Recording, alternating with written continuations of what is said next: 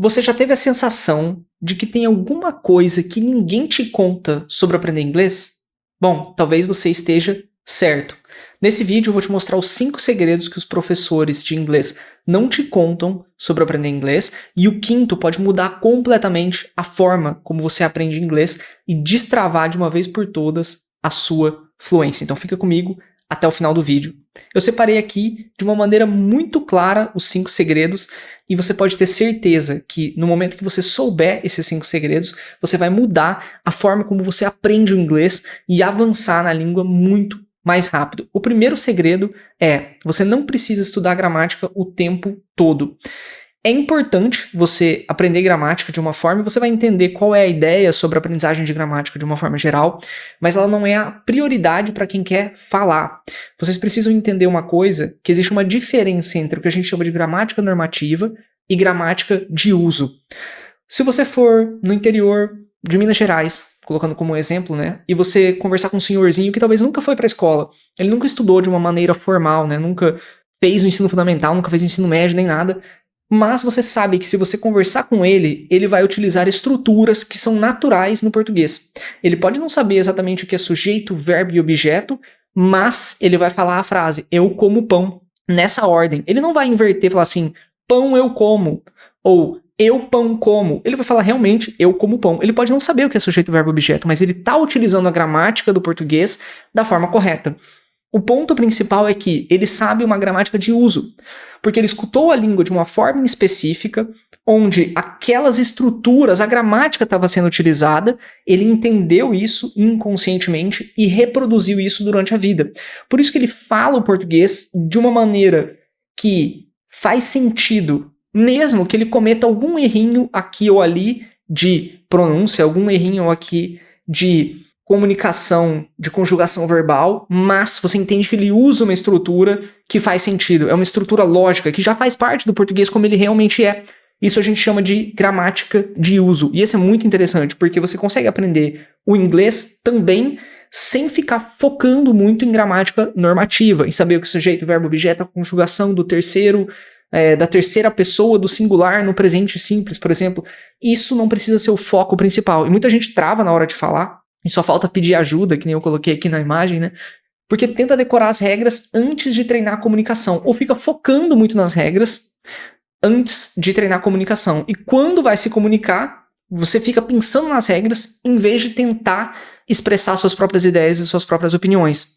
Então você aprende normalmente as frases e os padrões enquanto você vai praticando. Existem várias formas de fazer isso, existem diferentes abordagens, mas a lógica normalmente se baseia nesse ponto. Então a gramática normalmente ela vem como um reforço, não como um ponto de partida.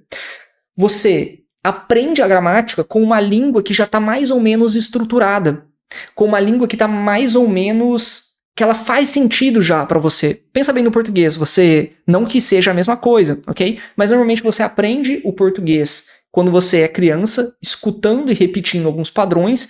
Com o tempo você vai na escola e você vai utilizando a gramática para estruturar essa língua que é já existente na sua mente.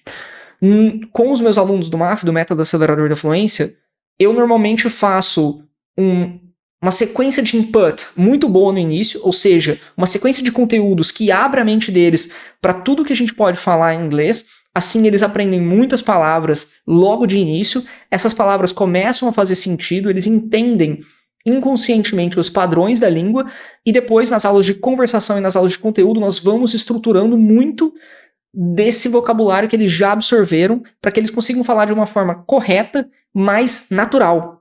O importante é falar de uma forma natural. O importante é quando você for falar, a frase ela venha da forma como ela é, e você não tem que ficar pensando, nossa, será que aqui eu coloco o sujeito, será que aqui o verbo, mas e o objeto, e aqui eu coloco a conjugação. A frase ela tem que vir de uma forma natural. É óbvio que você tem que saber como falar ela da forma correta, mas você não precisa pensar nas regras para isso. Ela vai vir de forma automática se você treina a comunicação e utiliza a gramática só para estruturar uma língua já existente. Por exemplo, vou colocar alguns exemplos aqui só para vocês entenderem. A pergunta, para perguntar como alguém tá, né? Você tem uma frase que é How are you doing today? Essa é a frase. Mas você não precisa ficar pensando, nossa, eu vou estar utilizando o presente contínuo, aí o sujeito é you, e aí eu vou estar usando o verbo to be, mas aí eu uso o verbo com ing. Normalmente, o legal de fazer é você escutar a frase já de início. How are you doing today? O que é isso? É quando você pergunta pra alguém como é o dia da pessoa, como que o dia tá sendo. Beleza, você entendeu que aquela frase inteira é isso. Você já repete com naturalidade e você já tá utilizando a gramática quando você aprende a frase inteira. Depois, você entende o porquê que ela tá daquele jeito. E não entender cada ponto específico de gramática da frase para depois tentar montar ela. Você aprende ela já pronta. Quando você fala sobre a sua rotina, por exemplo, I wake up at 6 and I go to work at 7, você não precisa ficar pensando na terceira pessoa do singular, usa essa modificação ou aquilo. Esse não deve ser o que você vai pensar. Você entende o padrão antes e depois ajuda até um pouco mais você saber por que as coisas são daquele jeito. Mas é importante você entender primeiro a utilidade daquela frase. Por exemplo, a frase How old are you? Talvez você já conheça o significado dessa frase. Talvez você já conheça que essa é a pergunta que nós fazemos para perguntar a idade de alguém. Ou seja, qual é o sentido da frase How old are you? É para perguntar a idade. E foi. Pergunta a idade com How old are you? Agora, se você fosse tentar fazer a frase quantos anos você tem em inglês, talvez você faria a frase How many years do you have? Essa seria uma frase real, traduzida literalmente para quantos anos você tem. Mas ela não faz sentido muito em inglês. Por mais que seja literalmente a mesma tradução do português, porque eles não falam dessa forma. A pergunta que eles fazem em inglês é How old are you? Que traduzida literalmente seria quão velho é você? Essa é a pergunta que eles fazem. Eles fazem essa pergunta para uma criança de 5 anos. How old are you? Quão velho é você? A criança de 5 anos vai falar eu sou, I am, 5 years old. Por exemplo, eu sou 5 anos velha. Sou uma criança. Eu sou 5 anos velha. Eu sou 5 anos velho. Faz sentido? Faz sentido para eles. Por isso que eles usam isso. Mas o ponto principal é você entende a pergunta, entende a resposta dentro da própria língua. Isso é muito bom. Porque você não vai conseguir, muitas vezes, criar sentido com uma tradução português-inglês, inglês-português, porque isso não faz sentido na nossa língua, mas faz sentido na deles. Quando você usa a frase como ela realmente é na língua, aquilo entra na sua cabeça de uma maneira inconsciente e você sabe como utilizar ela. Depois, você entende, beleza, a pergunta How old are you é legal, porque o are tá antes do you, porque numa pergunta a gente usa o be antes da pessoa, né? Tipo, você tá bem? Are you okay? Ou, ele tá atrasado? Is he late? Depois de saber a utilidade da frase, saber qual é a versão correta, aí você usa a gramática só para que aquela frase faça um pouco mais de sentido e que você consiga replicar aquele padrão em outras frases. Mas a gramática ela vem depois como um reforço e não como um ponto de partida. Quando você utiliza a gramática como um ponto de partida, você fica pensando nas regras em vez de pensar na comunicação em si. Então, quando a prioridade é falar, você não precisa utilizar a gramática o tempo todo e ela não deve ser o ponto principal de estudo, ok? Esse é um ponto muito importante. Você consegue aprender frases e padrões na prática. É por isso que o input é muito importante. É por isso que consumir conteúdo em inglês é muito importante, porque você vai consumindo várias e várias frases em inglês quando você assiste filmes, séries, vídeos no YouTube em inglês, você olha a legenda, você dá uma olhada no que está sendo falado, você vai aprendendo inconscientemente vários desses padrões, ok? Isso é bem importante também. O segundo segredo faz parte disso, uma continuação dessa parte, que é ouvir vem antes de falar. Existe em inglês essa ideia, em qualquer língua, na verdade, de que você primeiro faz input e depois o output. Input é colocar a informação para dentro. Então você precisa primeiro consumir o conteúdo e depois utilizar ele, que é o output, colocar para fora. É a mesma coisa que um balde, né? Como que você vai pegar água desse balde se você não encher esse balde de água antes? Então o input é colocar conteúdo de inglês para dentro da sua cabeça, aprender palavras novas, estruturas novas. Você vai consumindo esse conteúdo, você vai enchendo esse balde da sua cabeça com a água do inglês, vamos dizer assim. Quando ele tiver, aí é que tá, né? Aí tem um ponto, né? Quando ele tiver cheio o suficiente para você conseguir colocar uma caneca ali e tirar pelo menos uma caneca de água, você já deveria fazer o output, a utilização da língua. E aí, esse é um ponto muito interessante. Você não consegue falar muitas vezes em inglês porque você não fez o input necessário, porque talvez você não saiba as estruturas, as frases ainda, você não conhece aquelas palavras. Ou pode ser porque você não tem a prática de utilizar a caneca para tirar a água dentro do balde, você não tem a prática da fala. Você é como uma pessoa que assiste muitas aulas e vídeos de natação no YouTube, mas nunca pulou na água para nadar realmente. Então você não tem a prática da natação, apesar de conhecer a teoria. Então talvez você é uma pessoa que estuda inglês em escolas por muito tempo, ou sozinho por muito tempo, mas não pratica a fala com muita frequência. A gente vai falar um pouco disso também. Mas saiba que tem esses dois pontos. Input é consumo, output é a produção. Então ouvir vem antes de falar. Se você quer falar bem, você pode ouvir bastante, mas também lembra de praticar, ok? Mas você aprende a falar do mesmo jeito que você aprendeu a sua primeira língua ouvindo, certo? Então, se você não entende o que você escuta, você também vai travar para responder, porque você escutou a frase de um gringo, você não conseguiu compreender o que é aquilo, você também não vai conseguir falar. Então, esse é um ponto bem interessante. Inclusive, eu acabei não colocando aqui, mas tem um vídeo bem legal. Eu coloquei sim, para saber mais sobre output, eu vou deixar no card aqui em cima esse vídeo sobre output, e eu também fiz um outro vídeo muito interessante sobre a técnica shadowing, que ajuda bastante vocês nesse ponto. Assistam esses dois vídeos que estão aqui no canal, ok?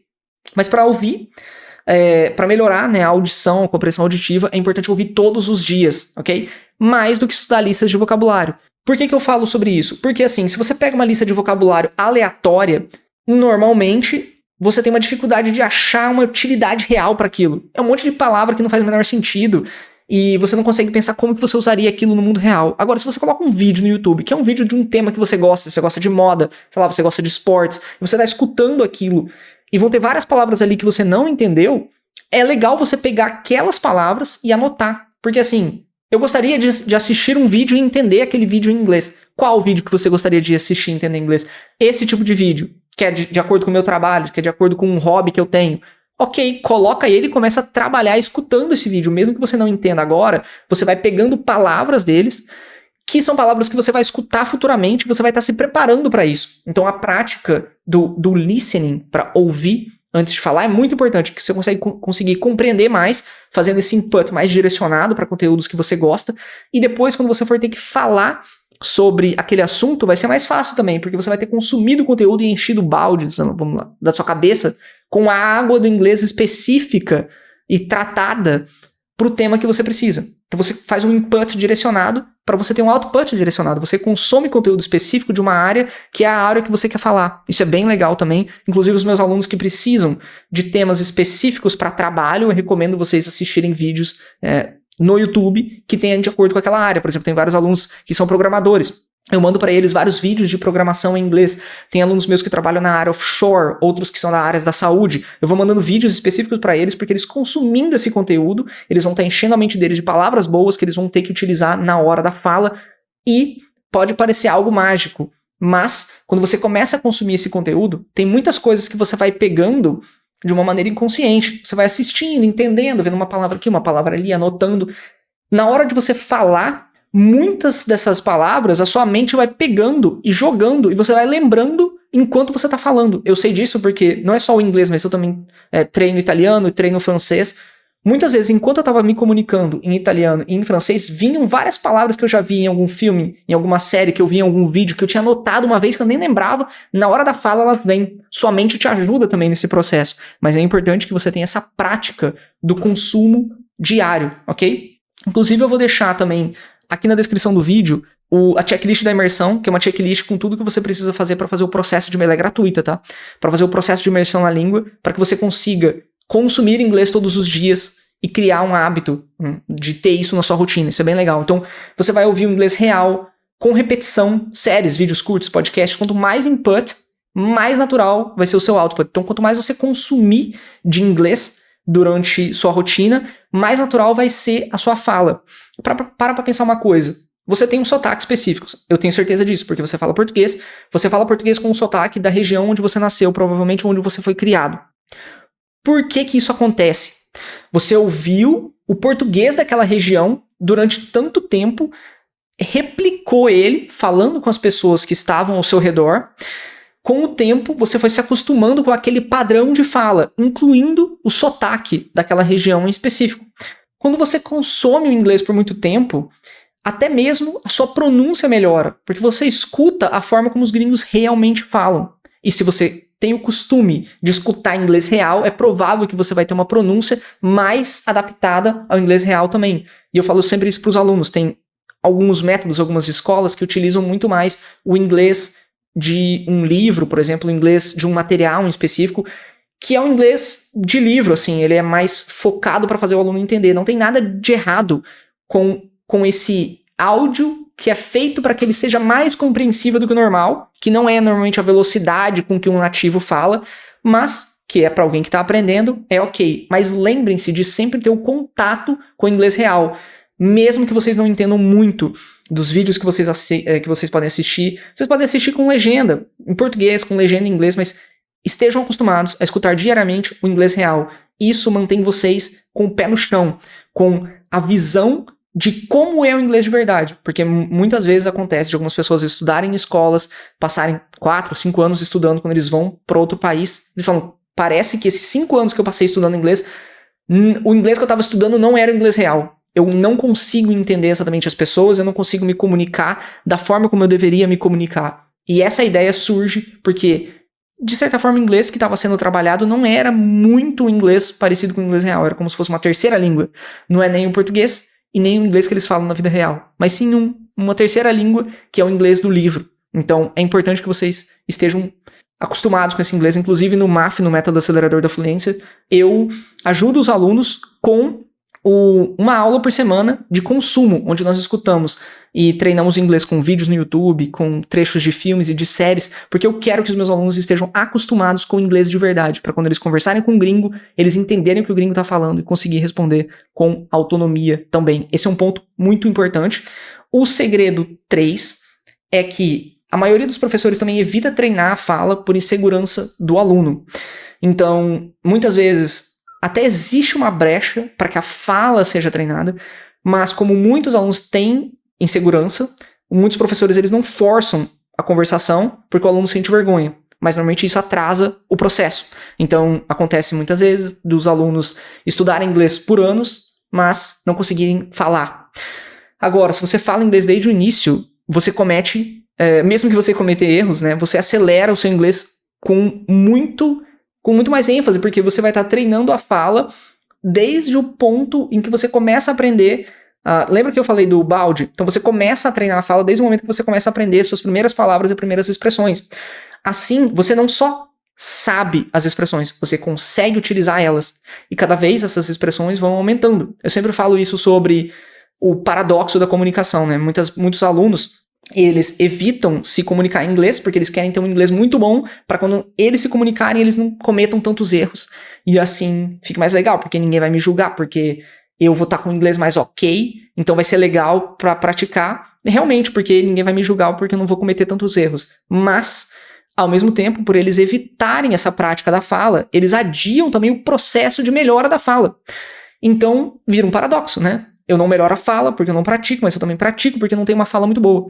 E você fica nisso num ciclo onde você evita a prática da fala e espera o momento perfeito para isso acontecer, e você passa meses e meses, talvez até mesmo anos, sem desenvolver o inglês da melhor forma possível. Eu tenho uma abordagem específica para lidar com isso, que eu uso nas minhas aulas de conversação no MAF, e você pode usar ela se você quiser. Eu vou te mostrar qual é a ideia desse ponto para você conseguir utilizar, tá?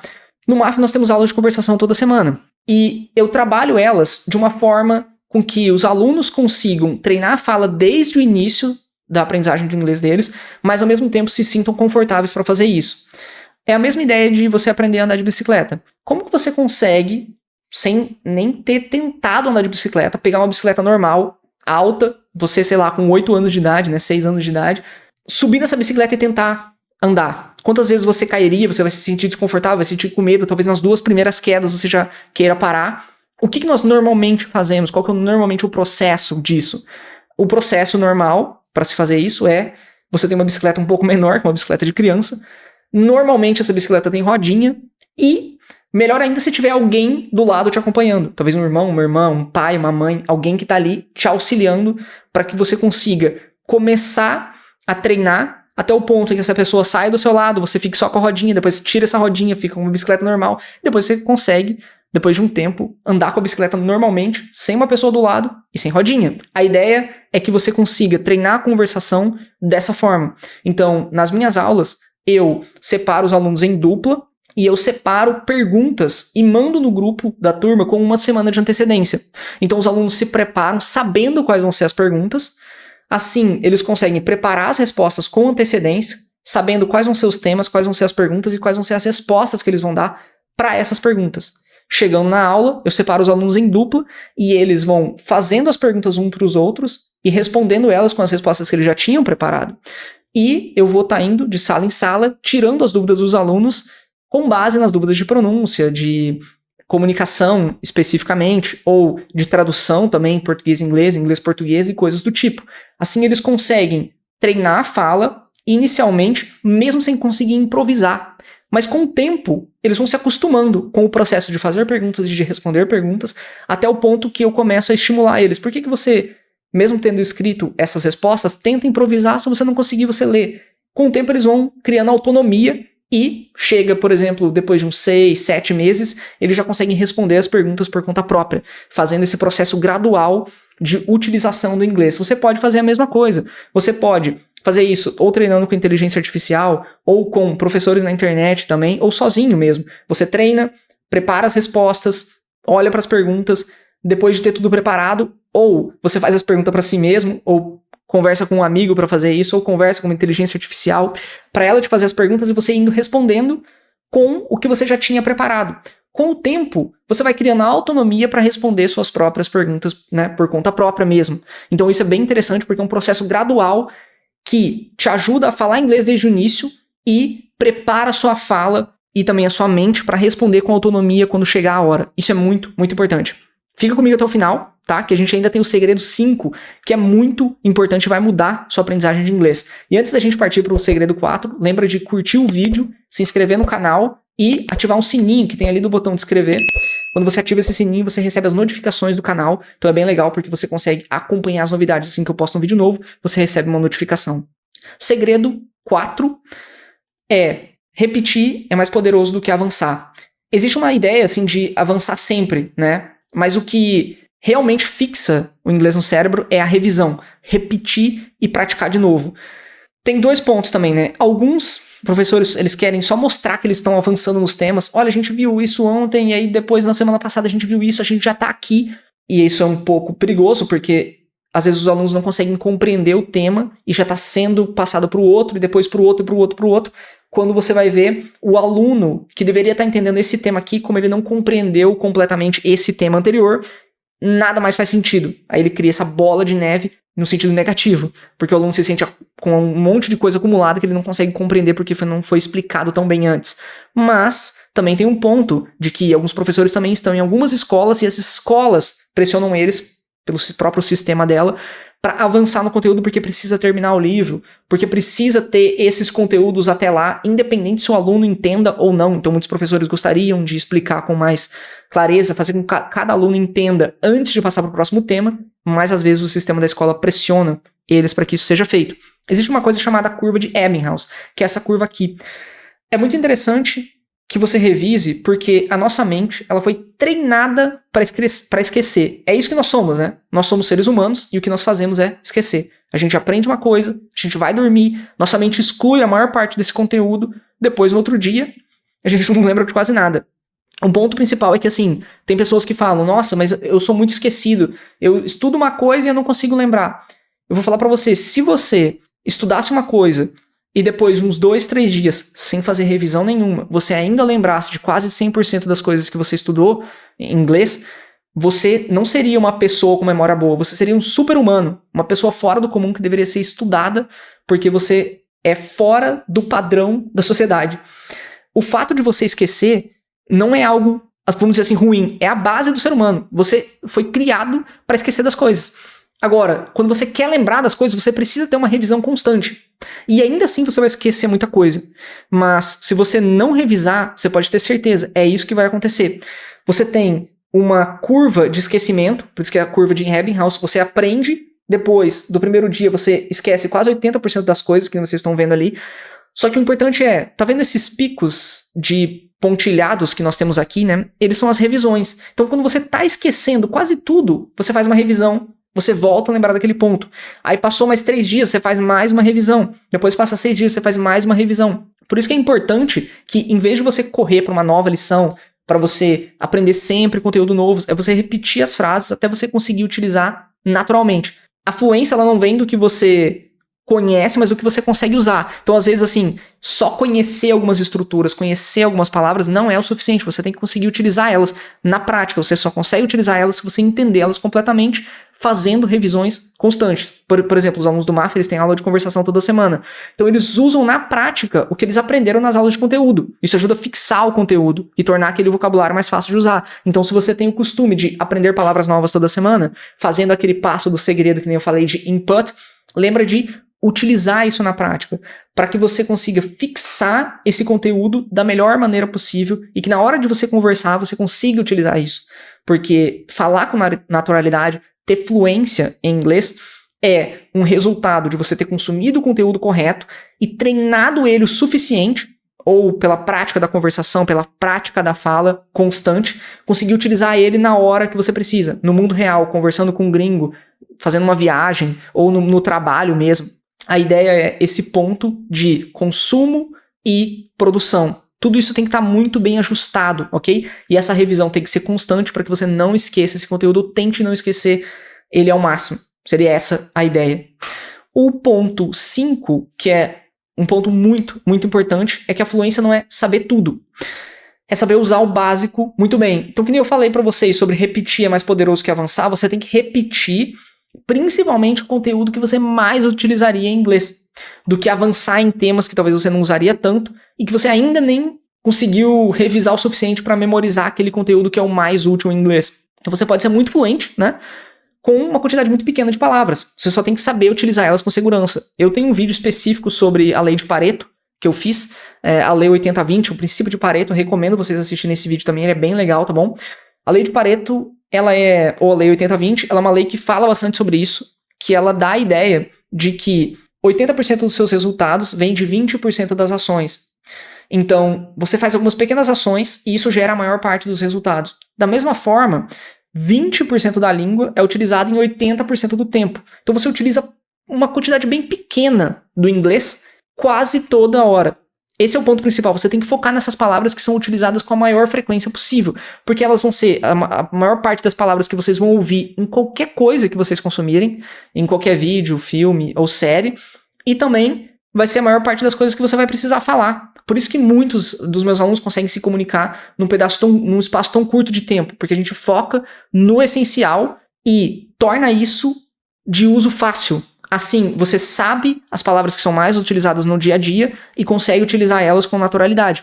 Então esse é um ponto muito interessante. Muitos alunos tentam estudar de tudo e eles se perdem, porque eles não conseguem dominar o essencial com confiança. Isso evita também, não é que evita, né? Eles evitam falar porque eles não conseguem falar as palavras que eles precisam, mas ao mesmo tempo eles tentam aprender várias outras coisas que não são aquelas que eles realmente precisam para conseguir falar com naturalidade. Então isso fica tudo muito perdido. Então, mas aprender menos com profundidade funciona muito mais do que tentar saber tudo. Normalmente a ideia de tentar saber tudo é porque, eu não consigo me comunicar, eu tenho que saber muito mais coisa. Aí eu começo a aprender muito mais coisa, mas eu não consigo me comunicar porque eu não sei o essencial.